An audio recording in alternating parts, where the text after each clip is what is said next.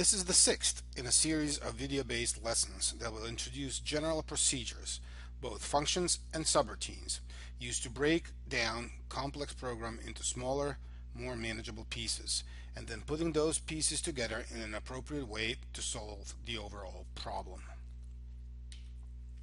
We will begin with the functions, smaller chunks of code that use one or more parameters, do something meaningful with them, and return a single value. We then discuss subroutines, typically used to break an overall complex problem into several smaller and more manageable parts. Both subroutines and functions then act as pieces of a modular design puzzle put together to produce a complete program. This material is covered in Chapter 5 of our textbook. As we already indicated, general procedures, where the word general is supposed to distinguish them from event procedures, are designed to break a complex problem into several smaller ones, with each procedure solving a specific, typically single smaller task. Function procedures, or simply functions, receive one or more inputs, process that input, and return one output. As we already learned in this class, there are many built-in functions, such as round, from the math library that do one specific thing, like round a number to a specific number of decimals. The number, like rate, and number of decimals, like 1, are the two inputs into the round function. The result is the rounded number, such as the one shown on the slide, representing the single output. In addition to many built-in functions, such as round, we can develop our own user-defined functions and subroutines, and that is really the single topic of this presentation. Suppose we want to define a function to calculate a monthly payment for a car. Once defined, we can repeatedly use it in the same or different programs that need that functionality. As this slide describes, the function consists of a header with a keyword function, function name such as monthly payment, list of parameters the function needs to do its work, separated by commas and with specific data types, the body of the function where input processing takes place, and then the resulting value returned to the original program with return statement. The body of the function can include logical variables and all the needed statements to accomplish its work. As with event procedures, a function ends with end function keyword. At this point, let's start Visual Studio and open again a payment calculator project or solution in lecture subfolder of 05 underscore functions underscore subs folder. As usual, I'm going to open the one inside the videos folder where I keep my recordings. Then we right click on the payment calculator extended form and select to view the code. We'll scroll down all the way to the click event procedure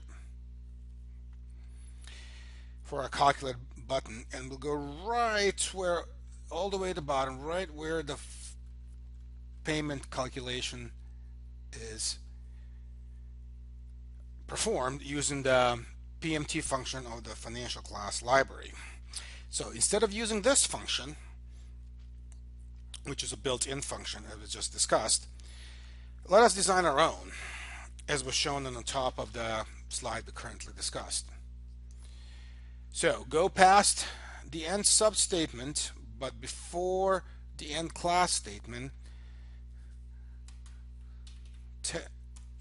insert a couple of empty lines of code and type the following function code. Function monthly payment, open parenthesis, A as double, R as double, and T as integer, which are our input parameters that will receive the amount, finance, interest rate, as well as the term.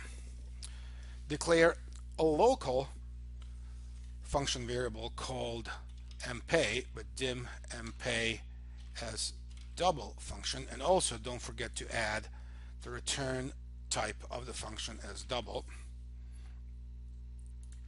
and then use that mpay variable for the internal monthly payment calculation using the following formula. R divided by 1200, you've seen this one several times before, divided by open parentheses 1 minus another set of open parentheses 1 plus R divided by 1200. In between the last two sets of closing parentheses, we raise this to the exponent of, in another set of parentheses, minus 12 times the term with a t, and then multiply the whole darn thing with a for the amount. The last statement of the function is to return a value, which is the monthly payment. Click Save, and let's get back to the presentation.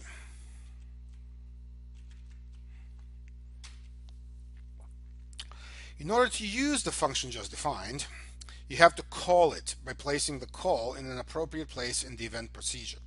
We will demonstrate how to do this shortly, but before we switch back to VB, let's point out a few important aspects of a function call.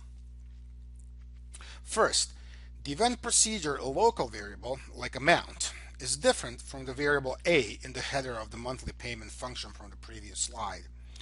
Local variable amount is said to be the argument that is passed to the parameter or a function.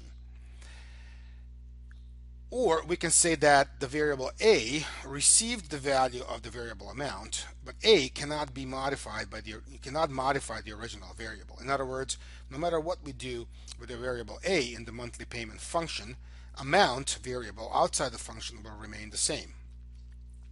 We will get back to this concept of passing by value towards the end of the presentation one more time. Further, the data types of variables being passed to the function have to match with the function parameters, both in terms of data types and in terms of number of parameters. Now, let's switch back to VB, scroll up to where the payment calculation with PMT function is made, and replace it with a call to our user-defined monthly payment function, providing amount, rate, and term as its arguments or parameters, which are used interchangeably. Save all the changes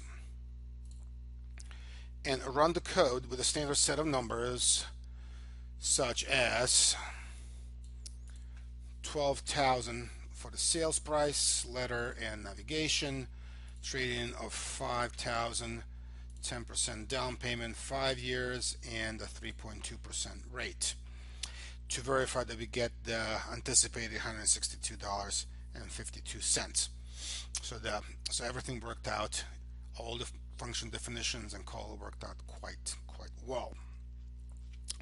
And now let's get back to presentation and